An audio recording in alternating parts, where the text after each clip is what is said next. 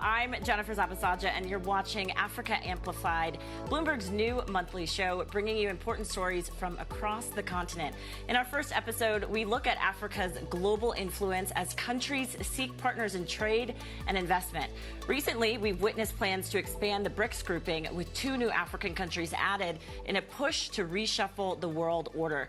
We've also seen growing calls and pledges for African countries to have more of a say in global institutions. So coming up, we're going to be speaking exclusively to the CEO of Africa's biggest bank by assets, Standard Bank. We'll also tell you about a new rail corridor backed by the U.S., which some suggest is in response to China's grip on a key trade route.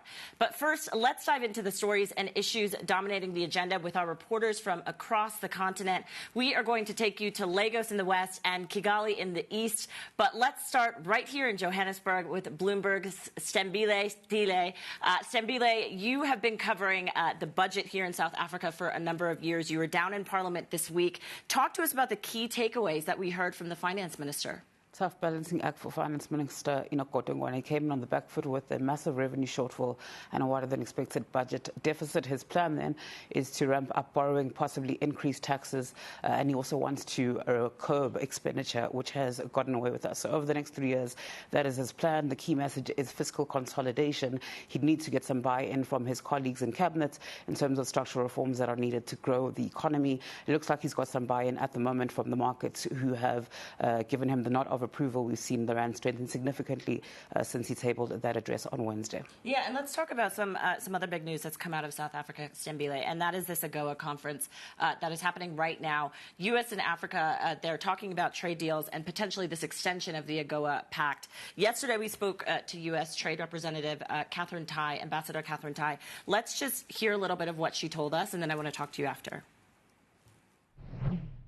We recognize the trade statistics and that China is a big player. China's footprint with respect to trade around the world is significant.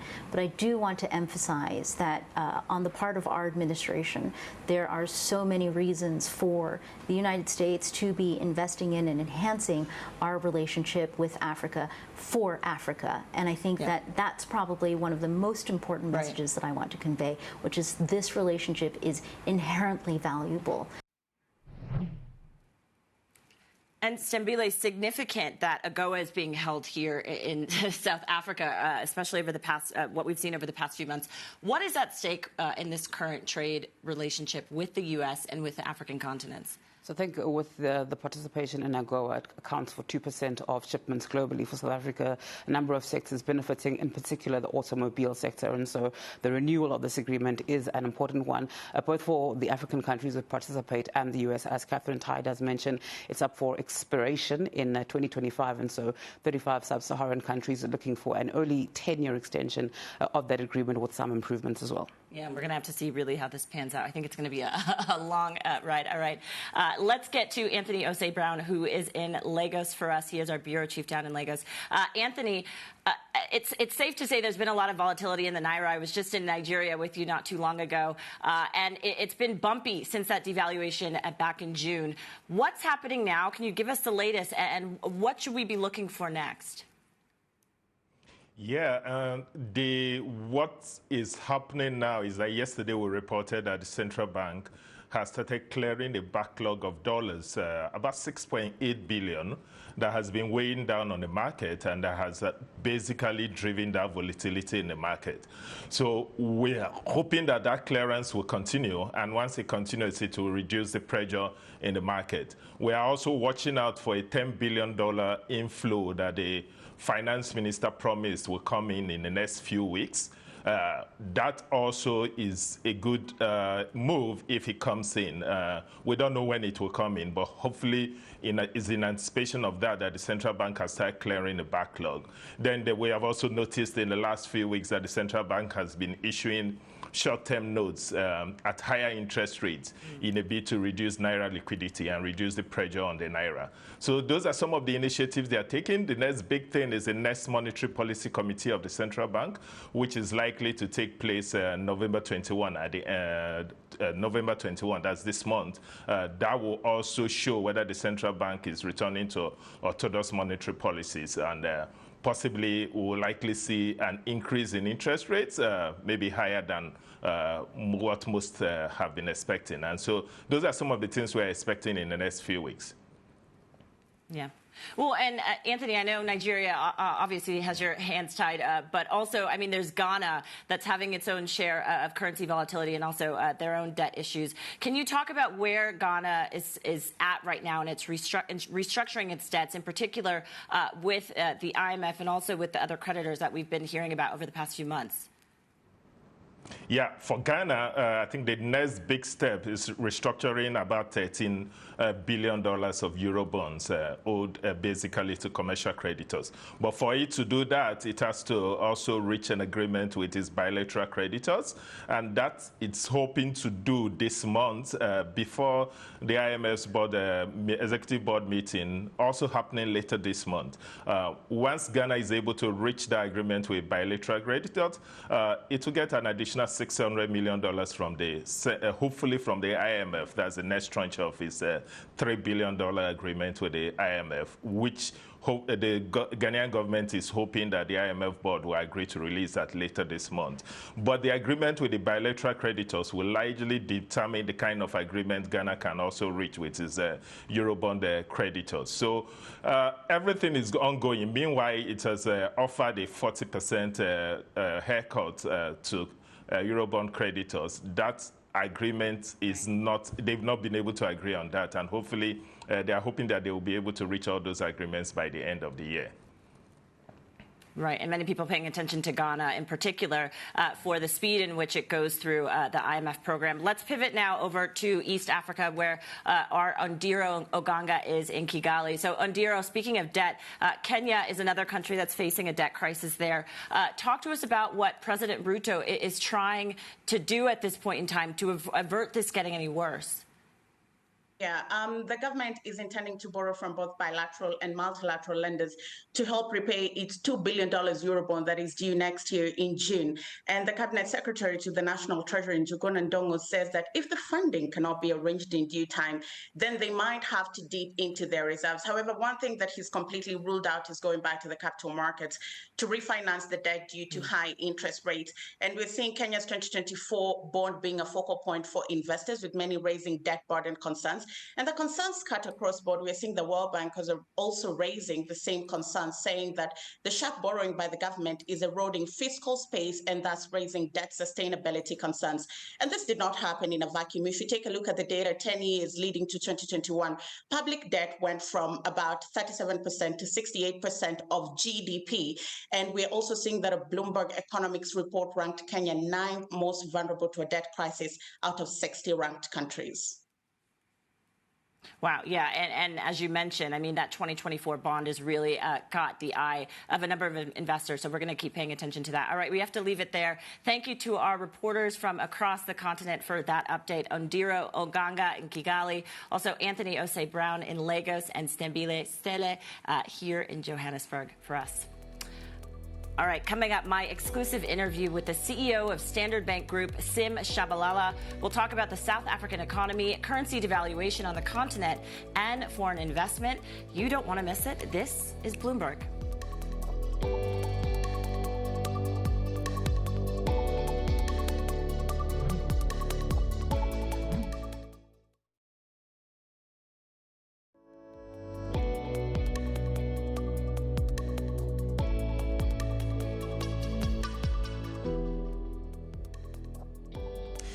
The IMF says Africa needs international relief from a vicious funding squeeze that has left as many as 8 of its countries in need of debt restructuring. We were just talking about that.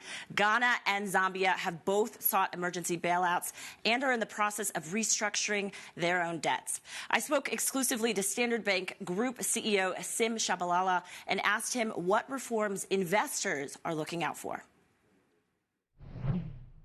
Following fiscal discipline, clarity on the role of the fiscus relative to the monetary authorities, clear articulation of industrial policies, opening up those economies, making sure that privatization happens, sticking to fiscal discipline, and all the traditional approaches that one would have spoken about. And then if you look at the countries that that you made mention of, each of them have had to focus on these structural reforms in order to be able to get assistance from the IMF.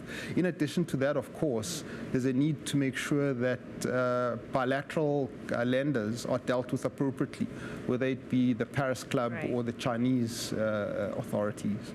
Because you mentioned foreign exchange, I have to go here. I mean, we've seen a stronger dollar. You're in the U.S. right now. The stronger dollar has really resulted in, for the most part, weakening currencies across this continent. I mean, what is your projection for a number of African currencies? Because this is, of course, hurting any sort of development or growth that we're seeing in any of these economies. So what is your projection over the next few months? Jennifer, at the high level, we at Standard Bank believe that there will be a soft landing, so let's just make that point. But we also believe that interest rates will remain higher for longer. That one of the consequences of that, of course, is that productivity on the African continent needs to increase so that we can attract investment on the African continent. And those of us who are very careful about the way we've allocated resources will benefit from that.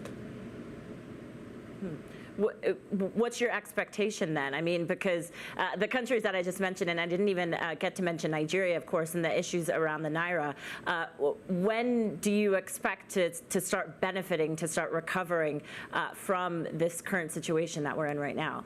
Jennifer, we've already seen the benefits thereof. Orthodox policies where you have a reduction in the difference between the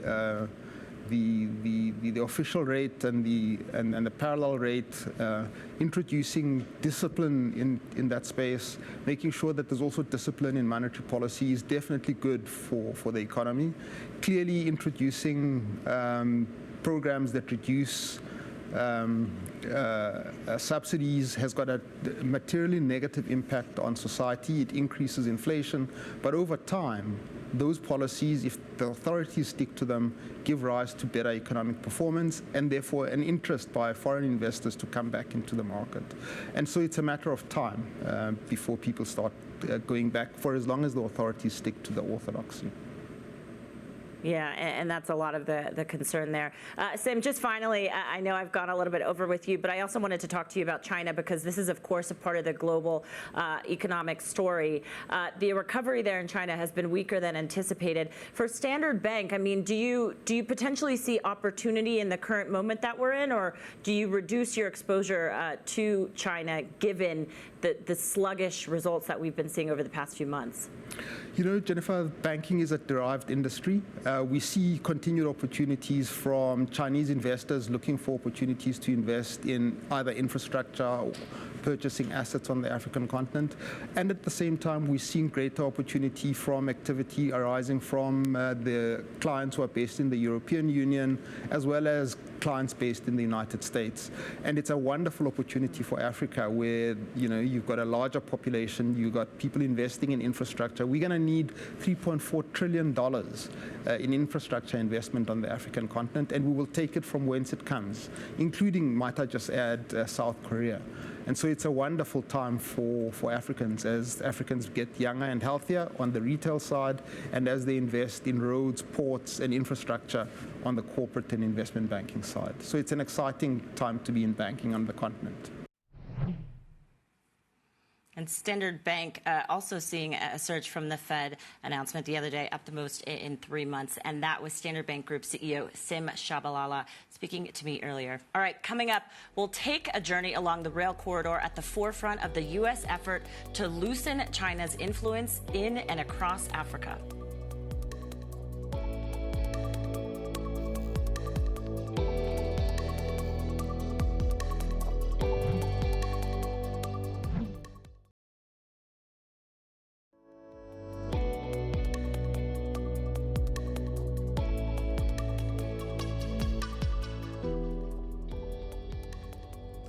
The U.S. is racing to help develop a new rail line linking a key source of critical minerals in Central Africa with a port on the continent's Atlantic coast. The aim is to establish a trade route for materials used to produce electric vehicles. The so-called Lobito Corridor project is a flagship of the Biden administration's efforts to take on China. Bloomberg's Matthew Hill made the journey out there to find out more. Here's a special report.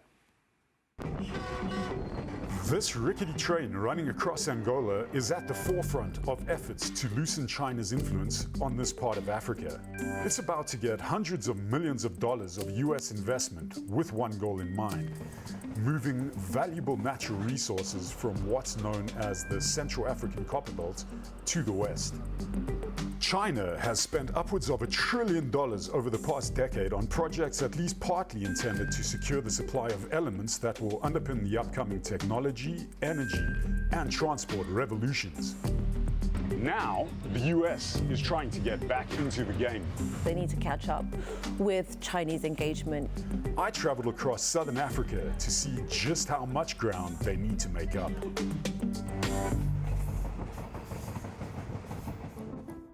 My journey will take me 1,200 miles from northern Zambia all the way to the west coast of Angola. My starting point is Chililabombwe, at a copper project operated by the American company Cobalt Metals. One of the biggest challenges that American and European countries face in the coming decades as we tackle the energy transition is where they're going to source all the metals that are needed to fuel it. The commodities coming out of countries such as Zambia and neighboring Democratic Republic of Congo, which includes cobalt and copper, have made these countries important destinations for investment. Many of the mines in this part of the world, especially in the Democratic Republic of Congo, are already owned and operated by Chinese companies. Cobalt Metals, as an American company, cuts a lone figure, especially in Zambia. In fact, the US lost its last major foothold here in 2020 when the Arizona-based firm Freeport-McMoran sold the project in Congo to a Chinese competitor. With backing from Bill Gates and OpenAI CEO Sam Altman, Cobalt Metals is trying to change that. It has already pumped $150 million into its Zambia project. Drills are turning 24/7 as they try to prove early indications that they could be sitting on one of the biggest and richest copper deposits in the world. If their suspicions are ultimately proven correct, this could end up being a major new copper mine. More than a kilometer below my feet lies enough copper in a high concentrated form to power over 100 million electric vehicles. But getting those metals out of the mines is only the first step. Almost as difficult is getting them from the mines hundreds of miles across to the ocean, to the ports, and onwards to their final consumers. Anything that comes out of the ground here could go east to China and Asia, or west to Europe and the US. That's where the Benguela Railway comes in. It runs from Kolwezi, 250 miles north of here in the Democratic Republic of Congo. It cuts through the vast grasslands of Angola's Moshiko province to reach the port of Lobito. The line's 120-year history is a timeline of who wielded influence over the natural resources here. The railway was originally built by the British and Portuguese in the early 1900s. By the 1940s, it was of huge significance to the United States. All the uranium that went into the Manhattan Project was transported from a mine in Congo on this line. It was then largely destroyed during Angola's civil war that ended 2 decades ago. The country looked for new sources of funding as it sought to rebuild. In 2010, the Angolan government signed a contract with the Chinese State Railway Company to rebuild this line at an estimated cost of about $2 billion. Angola has taken out tens of billions of dollars of debt from China, part of which they are repaying with deliveries of oil from what is one of Africa's biggest crude producers. All that Chinese investment was a precursor to Beijing's so-called Belt and Road Initiative, a massively ambitious global infrastructure investment program that China started in 2013. I'm Hannah Ryder. I'm the CEO of Development Reimagined. 52 African governments have signed memorandums of understanding with the Chinese government on the Belt and Road Initiative. The World Bank hadn't until recently financed a new railway project on the African continent since 2002. Obviously, that's a major gap for African countries. So who could they look to? They could look to China, who did have expertise and also financing available on rail. Over the last 20 years, African governments have taken loans from China of around the value of $160 billion US. That was all well and good when the Chinese economy was booming. It could afford to fund projects like this a lot more easily. The slowdown in China's economy has resulted in a slowdown in lending to African economies. That implies that they're more selective with regards to the countries that they're lending to, particularly those that are highly indebted. BRI spending on construction contracts and investment worldwide peaked in 2015 at $122.5 billion and tumbled to $72 billion in 2022. Meanwhile, investment in sub-Saharan Africa has fallen by more than 2/3 from its peak. That's created an opportunity for the US and G7 to step in and try to compete with China's Belt and Road. In 2022, they pledged to invest $600 billion in middle and low-income countries over 5 years.